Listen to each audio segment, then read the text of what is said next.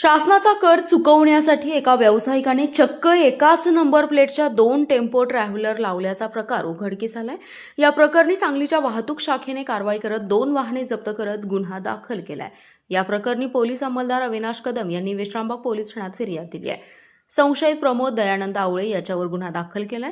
अवैध प्रवासी वाहतूक नियमबाह्य वाहनांमध्ये बदल करणाऱ्यांवर कारवाई करण्याचे आदेश पोलीस अधीक्षक तुषार दोशी यांनी दिले। त्यानुसार सांगली वाहतूक शाखेचे कर्मचारी शहरात पेट्रोलिंग करत होते। यावेळी त्यांना माहिती मिळाली की शहरातील काळीखण जवळ असलेल्या टेम्पो ट्रॅव्हलर्स वाहन तळाजवळ MH11T 9933 या एकाच नंबर प्लेटच्या 2 ट्रॅव्हलर थांबले। त्यानंतर त्यांनी त्या ठिकाणी तातडीने जाऊन पाहणी केली असता 2 ट्रॅव्हलर मिळून आल्या। यावेळी या वाहनांचा चालक संशयित प्रमोद आवळे याच्याकडे चौकशी केली असता शासनाचा कर चुकवण्यासाठी स्वतःच्या फायद्याकरिता मूळ नंबर MH15GA 0739 हा बदलून त्या ठिकाणी 2 गाडीवर MH11T 9933 ही बनावट नंबर प्लेट लावली आहे। यानंतर शासनाची फसवणूक केल्याचं निदर्शनास आल्याने दोन्ही गाड्या ताब्यात घेऊन आवळे याच्या विरोधात विश्रामबाग पोलिसात गुन्हा दाखल केलाय।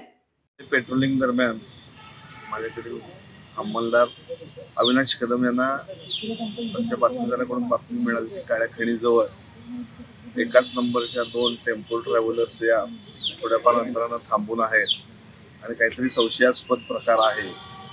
त्या दृष्टीनं तातडीने त्यांनी माझ्यावर संपर्क साधला। आम्ही घटनास्थळी जाऊन प्रत्यक्ष पाहणी केली।